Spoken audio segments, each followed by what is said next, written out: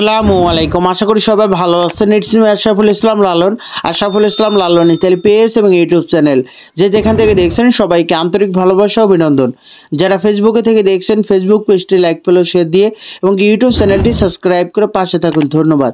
আজকের টপিকটি হলো যে ইতালি বিএফএস গ্লোবাল আজকে কি পরিমাণ রিটার্ন পাসপোর্টে ভিসা ডেলিভারি দিয়েছে এবং কি পরিমাণ রিটার্ন পাসপোর্ট ডেলিভারি দিয়েছে এবং কি পরিমাণ রিটার্ন পাসপোর্টে রিজেক্ট দিয়েছে এবং কি পরিমাণ রিটার্ন পাসপোর্ট বিএফএস গ্লোবাল থেকে কল দিয়ে আবার পুনরায় সাবমিট করতে বলেছে।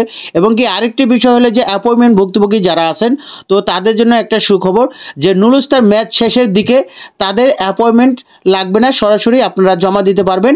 তবে কারা জমা দিতে পারবেন এই বিষয় নিয়ে এই ভিডিও থাকবে এবং কি কয় তারিখে আপনারা জমা দিতে পারবেন তো এই বিষয় নিয়ে আজকেই ভিডিও থাকবে। আজকে ভিসার আপডেট হইলো যে আজকে 30শে জানুয়ারি 2025 রোজ বৃহস্পতিবার। তো আজকে মোট রিটার্ন পাসপোর্ট ডেলিভারি সংখ্যা ছিল 13টি প্রায় এবং কি মোট রিটার্ন পাসপোর্টের রিজেক্টের সংখ্যা ছিল 157টি প্রায় এবং কি মোট রিটার্ন পাসপোর্ট পুনরায় আবার সাবমিট করছে প্রায় 35টি এবং কি মোট ভিসার সংখ্যা ছিল 17টি। এর মধ্যে ফ্যামিলি ভিসা ছিল 11টি, এগ্রিকালচার ভিসা ছিল 9টি, স্পন্সর ভিসা ছিল 4টি, ডোমেস্টিক ভিসা ছিল 2টি এবং কি ট্যুরিস্ট ভিসা একটাও হয় নাই, বিজনেস ভিসা একটাও হয় নাই, স্টুডেন্ট ভিসা 1টি এবং কি এর মধ্যে রাগুসা শহরের এক মালিকেরই 4টি ভিসা হয়েছে এগ্রিকালচার। তো ওনাদের জমা ছিল 2023 সালের 26শে নভেম্বর এবং কি দুজনের স্পন্সর ভিসা হয়েছে ওনাদের 10ই অক্টোবর 2023 সালে জমা ছিল। নুলুস্তা ছিল কাতানিয়া শহরে। তো আজকে যে ভিসাগুলো আপডেট আসলেই তারা কিন্তু ভিসা দিতেছে এবং কি রিজেক্টও দিতেছে, তবে আশা অনুরূপ ওরকম ভিসা দিতেছে না। দেখেন প্রতিদিন যদি 200 কাগজ নিষ্পত্তি করে তাহলে কিন্তু অনেক সময় লেগে যাবে। আপনাদের মনে আছে যারা পাসপোর্টগুলো রিটার্ন আনছেন তো প্রতিদিনেই কিন্তু 400 500 এবং কি রবিবার সপ্তাহে প্রথম দিন হিসাবে খুলতো, ওই দিন কিন্তু 2000 2500 1500 করে পাসপোর্টগুলো রিটার্ন দিছে। তো এরকমভাবে অতিরিক্ত মাত্রায় পাসপোর্টগুলো রিটার্ন দিছে, তারপরও কিন্তু 2 মাস 2.5 মাস লেগে গেছে। এখন সেইগুলা যদি তারা নিষ্পত্তি দিতে তাদের প্রতিদিন যদি 200 করে বা 250 করে যদি দেয় তাহলে আপনাদের কয় বছর লাগবে এটা আসলে একটা হিসাবের বাইরেও তারা কোনো কিছুই করতে পারবে না। তাহলে যদি তারা 200 করে এখন ক্লিয়ার করে তো এরকমভাবে সে যদি ইচ্ছা করে আরেকদিন 5000 দিবে, এটা পারবে না। তো এখন থেকে কিন্তু তাদের ডেলিভারি সংখ্যা এবং কি বা রিজেক্ট হোক বা ভিসা হোক এইটার সংখ্যা বাড়াইতে হইব। এই 200 বা যে 250 করে এটা কিন্তু ক্লিয়ার করতে পারবে না। আবারও কিন্তু এখানে আবার স্ক্যান কপি আছে। দেখেন আমার কথা হলো রিটার্ন পাসপোর্ট যারা আনছেন তারা তো প্রায় 2.5 মাস লাগছে যে সম্পূর্ণ ক্লিয়ার করতে, এখনও কিছু কিছু বাকি আছে। তবে এর মধ্যে আবারও স্ক্যান কপি ছিল। তো স্ক্যান কপি আর হলো আপনার রিটার্ন পাসপোর্ট এই যে সব মিলে যদি ক্লিয়ার করতে যায় তো তাদের যদি এই যে প্রতিদিন 200 করে দেয় তাহলে তাদের কতদিন সময় লাগে। এটা আসলে আমরা বলি আগামী মাস এই আরও 2 মাস, কিন্তু সব কিন্তু ক্লিয়ার হইবে না। তাদের কাজ কিন্তু আরও দ্রুত গতি করতে হইব। এটা আমি আসলে কি বলবো, তাদেরকে কল সেন্টার থেকে কল দিলে, অ্যাম্বাসিতে কল দিলে উনি যে ভদ্রলোক উনি বসে উনি একজনেই, কিন্তু বিএফএস গ্লোবালে কল দিলে তার কিছু হইবে না।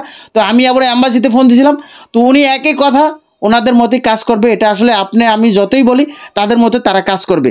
আর এর মধ্যে ভিসার সংখ্যা যেগুলা Sicilia, Ragusa, Catania, Palermo, Rome, Venice, Toronto এই শহরগুলোতে ভিসা ভালো রেশিও এবং কি এই শহরগুলোতে কিন্তু প্রায় ম্যাক্সিমামই ভিসা পাইতেছে বর্তমানে যেই ভিসাগুলো হইতেছে। তবে একটা কথা হলো কি যে আপনাদের কিছুদিন আগে আমি বলেছিলাম যে আবিলিনো শহর গণহারে কিন্তু তারা প্রায় 2 দিন রিজেক্ট দিয়েছে। 2 দিন কিন্তু রিটার্ন আনার পর রেডি ফর কালেকশন SMS দিয়েছে, মানে কি 100% রিজেক্ট। হ্যাঁ, সাবমিট করতে বলে না, just ready for collection SMS দিয়েছে। তো 2 দিনে কিন্তু ম্যাক্সিমাম পাসপোর্টগুলো তারা নিষ্পত্তি করে দিয়েছে। তো অনেক পাসপোর্টই দিয়েছে, তারপরও কিন্তু এখনও কিন্তু আবিলিনোর অনেক বাকি আছে। তো কারা কারা বাকি আছেন কমেন্টে একটু জানাইন। তো অনেক বাকি আছে আমার জানা মতে। তো এখন তারা জানে না কি করতেছে। এই আবিলিনো শহর কিন্তু এই যে এই 2-3টা সপ্তাহ ধরে কিন্তু কোনো শব্দ নাই, কাউরেই দেখতেছি না যে রিজেক্ট বা ভিসা। আর আবিলিনো শহর ওই যে আপনার 2 সপ্তাহ আগে তখনও কিন্তু একটা পাসপোর্ট সাবমিট করার SMS আসে নাই যে তোমার পাসপোর্টটা রিটার্ন আনছো, পাসপোর্টটা সাবমিট করো, বা স্ক্যান কপি জমা ছিল তোমার পুনরায় পাসপোর্টটা সাবমিট করো, এরকম কোনো রকম দেখি নাই আবিলিনো শহর। এবং কি নাপোলি এইটাও দেখি নাই। দেখেন নাপোলিরও কিন্তু এই অবস্থা। তো গতকাল থেকে কিন্তু নাপোলির বেশ কিছু রিজেক্ট এসএমএস আসতেছে। তো আসলে এখান থেকে কিন্তু পাসপোর্ট যে সাবমিট করার ওরকম এসএমএস দেখা যাইতেছে না। তো যারা নাপোলি আছেন, তো আশা করি দেখেন আপনারা যারা জমা দিয়েছেন, আমি একবার প্রথমবারই বলছি কাম্পানিয়া শহরে যে আওতাগুলো আছেন সালের্নো, আবিলিনো, নাপোলি, যে এই শহরগুলো যারা আছেন অবশ্যই আপনাদের আলোচ্যটা 100% ঠিক রাখতে হইব। অন্য গ্রাম অঞ্চল যেই শহরগুলো ওইগুলোর আলোচ্য অতটা ওই পেপুত্রাগুলো অত যাচাই বাছাই করে না আমার জানা মতে। তবে আবিলিনো, নাপোলি, তারপরে সালের্নো এইগুলাতে কিন্তু 100% একুরেট হইতেই হইব। আপনার আলোচ্যটা, আলোচ্য মালিকের ডকুমেন্ট সব কিছু ঠিক রাখতে হইব, এবং কি মালিক যে আপনাকে নিতে চায় ওই যে আলোচ্য ঠিক থাকলেই তো মালিক নিতে চাইবে, এজন্যই তো আপনার আলোচ্যটা জমা দিছে। তো এটাই বলবো আপনাদের এই ডকুমেন্টগুলো ঠিক রাখেন, না হইলে ভিসা পাওয়ার সম্ভাবনা নাই 100%। যদি ঠিক থাকে তাহলেই ভিসা পাবেন। তো এটাই বলবো। আর আজকে যে অ্যাপয়েন্টমেন্ট ভুক্তভোগী যারা আছেন, তো আসলে কারা অ্যাপয়েন্টমেন্ট পাইতে চাইতেছেন, মানে অ্যাপয়েন্টমেন্ট লাগবে না, সরাসরি আপনারা জমা দিতে পারবেন। তো আপনারা জানেন যে ফ্যামিলি ভিসার তো গত 18ই জানুয়ারি 2025 রোজ শনিবার, তো শনিবার আপনারা জানেন বন্ধ ছিল, তারপরে কিন্তু তারা জমা নিছে, কোনো অ্যাপয়েন্টমেন্ট লাগে নাই, সরাসরি তারা কিন্তু পাসপোর্ট জমা নিছে। যারা ফ্যামিলি ভিসা ছিল শুধু ঢাকায় জমা নিছিল।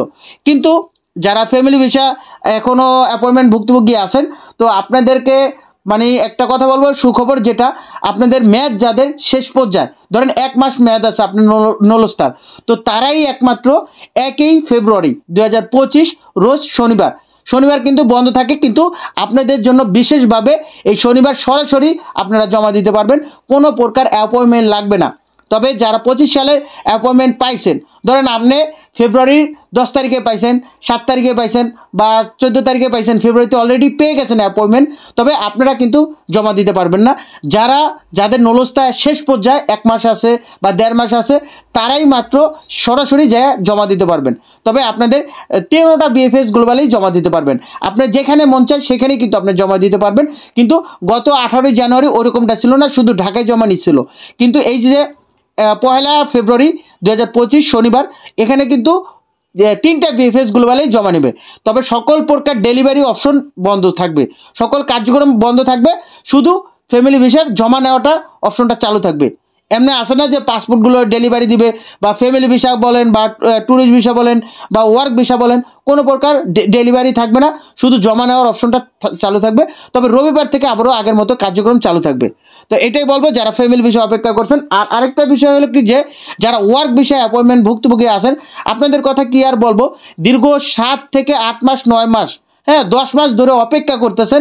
আসলে আপনাদের যে এই যে কষ্ট বা এই যে অপেক্ষা, আসলে এটা আমি মনে করি এটা কেউ সহ্য করতে পারবে না। তবে আসলে কিছু করার নাই, ইতালিয়ান নিয়মেই চলে, তাদের মতো যতই কথা বলি তারা তাদের মতোই কথা বলে। অলরেডি কিন্তু প্রতিনিয়ত তাদেরকে কল সেন্টারে কল দেওয়া হয়, তারপরেও কিন্তু তারা একটা আপডেট আনে না। দেখেন এই যে ফ্যামিলি ভিসার একটা সুযোগ দিয়েছে, যাদের অ্যাপয়েন্টমেন্টে মানে নলস্তার ম্যাচ শেষ পর্যায়ে, তাদের কোনো অ্যাপয়েন্টমেন্ট লাগবে না, কোনো রকম মেল করা লাগবে না, কিচ্ছু করা লাগবে না, সরাসরি যা জমা দিতে পারবে। তো এটা আসলেই তাদের সুযোগ দিয়েছে, কিন্তু এটা অত্যন্ত ভালো একটা সুযোগ। তবে এটা আমি চাই ওয়ার্ক ভিসার জন্য করুক, যারা ভুক্তভোগী আছেন তারাও শান্তিমতো জমা দেব। এটাও হইলে তারাও একটু স্বস্তি ফিল করবে এবং কিছু হলেও কমবে। এই শনিবার যেমন ফ্যামিলি ভিসার সুযোগ দিয়েছে, আগামী শনিবার আবারও ওয়ার্ক ভিসার সুযোগ দিক। এরকমভাবে যদি প্রতি সপ্তাহ যদি কিছু ফাইল জমা নেয় 3টা বিএফএস গ্লোবালে মিলে, তাহলে কিন্তু বেশ কিছু এই জটলাটাও একটু কমে।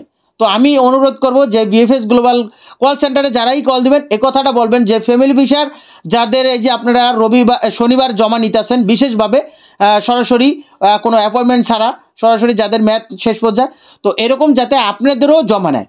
আপনাদেরও এই সপ্তাহে যেহেতু ফ্যামিলি নিচ্ছে, আগামী সপ্তাহে আপনাদের যাতে জমা নেয়। তো এই কথাটা আপনারা কল দিয়ে বলবেন।